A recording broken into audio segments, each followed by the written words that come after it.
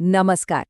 आज के इस म्यूजिक डिकोड सेशन में एक ऐसे ट्रैक की बात होने वाली है जिसने वाकई में तहलका मचा रखा है। हम बात कर रहे हैं पावर स्टार पवन सिंह और खुशी कक्कड़ के उस जबरदस्त 2026 के हिट की छिल देबू का। इस पूरे विश्लेषण में हम इसके बोल, इसकी वो मजेदार इमेजरी और उन छोटी छोटी डिटेल्स को डिकोड करेंगे जो इसे एक मामूली गाने से एक ब्लॉकबस्टर एंथम बना देती है। मतलब एक वायरल हिट के पीछे क्या साइंस है, चलिए उसे समझते हैं। छील दे का, सच कहा जाए तो ये महज एक लाइन नहीं है, ये इस पूरे ट्रैक की जान है, इसका असली पल्स है। गाना शुरू होते ही ये सिग्नेचर लाइन सीधा एक हाई एनर्जी वाला माहौल सेट कर देती है।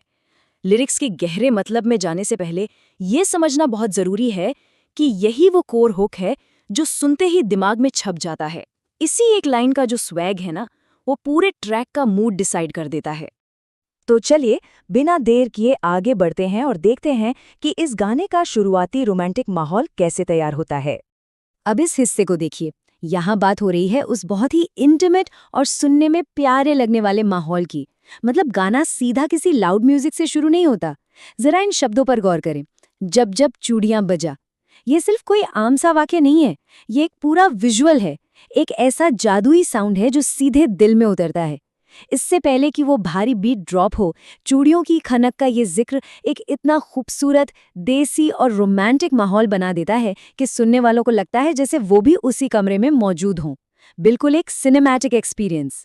और यहाँ जो बात सबसे ज़्यादा इम्प्रेस करती है वो है सीन को सेट करने वाली ये छोटे छोटे डेली लाइफ के एलिमेंट्स। पॉप म्यूजिक में अक्सर बहुत ही बड़े और ग्लैमरस शब्दों का इस्तेमाल होता है ना, लेकिन यहाँ देखिए, बंद ट्यूबलाइट और भर के ग्लास बसले पानी, इन बहुत ही आम और रोजमर्रा की चीजों का इस्तेमाल करके एक इतना असली, इतना ग्राउंडेड सीन क्रिएट किया गया है कि कोई भी इससे रिलेट कर सकता है।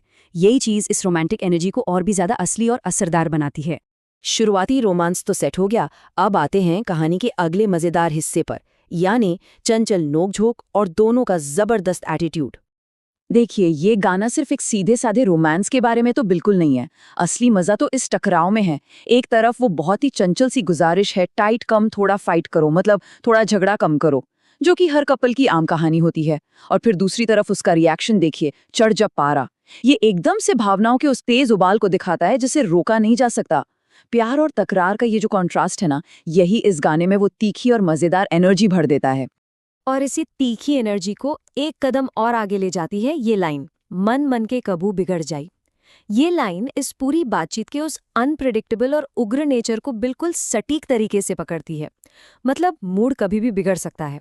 ये जो अनिश्चितता है, ये गाने में एक ऐसा रोमांचक टेंशन पैदा कर देती है कि ध्यान एक पल के लिए भी नहीं भटकता। एकदम थ्रिलिंग फील। तो चलिए आप कहानी के सबसे अहम हिस्से की तरफ मुड़ते हैं और देखते हैं कि इसका वो मुख्य, सबसे आकर्षक कोर हुक कैसे काम करता है। सच कहें तो इस ट्रैक की जो सबसे बड़ी ताकत है वो इसका रिपीट होना है। छील दे का या ची दे का, ये सिर्फ एक कैची टाइटल नहीं है। अगर हम इसे थोड़ा म्यूजिक थ्योरी के नज़रिए से देखें तो ये एक रिदमिक मोटिव है। ये वही संक्रामक लय है जो कानों में बस जाती है और फिर हफ्तों तक दिमाग से बाहर नहीं निकलती। लगातार और इतनी तेज स्पीड में इन शब्दों का जो इस्तेमाल हुआ है, उसने एक ऐसा हाई एनर्जी पॉप हुक तैयार कर दिया है जो गाने की रफ्तार को जरा भी गिरने नहीं देता, एक पल का भी ब्रेक नहीं। अगर इन लिरिक्स के छोटे छोटे बदलावों पर ध्यान दिया जाए तो ये बात और भी साफ हो जाती है कि बीट कैसे ड्राइव हो रही है। जैसे उस पानी के ग्लास वाली इमेजरी के ठीक बाद सील दिका का आना, फिर मेन टाइटल के तौर पर छेल दिका का बार बार इस्तेमाल होना, और बातचीत जैसी फील देने के लिए सवाल दिखावा का जोड़ना। शब्दों का ये जो पूरा खेल है और इसका जो राइमिंग स्ट्रक्चर है, वो मिलकर एक ऐसा ईयरवर्म इफेक्ट बनाता है जिसे इग्नोर करना नामुमकिन है। यही वजह है कि ये धुन लूप पर सुनने का मन करता है।